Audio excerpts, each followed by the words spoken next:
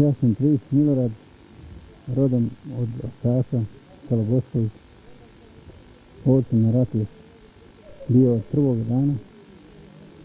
Dolaskom iz Knina, predvodeći grupe, došao sam tu, bio sam cijelo vrijeme, dok se ovdje ratovalo, prestao sam poslije u Posavini, da bi se nakon 6 mjeseci vratio ponovo ovdje s svojim velikim komandantom Milanom Čaušeskom, koji je bio sa nama prvog dana ratišta.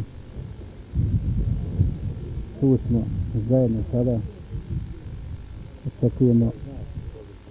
Ovaj znak simbolizuje grb Nemanjića, po meni to je znak pravoslavlja, znak srpstva. To neko priča da je to znak četništva. Mislim da je taj zabludi. To je najstariji srpski znak u koga ja imam poverenje i sa tim znakom ne bi mi žao bilo ni poginuti ako bio takve sreće.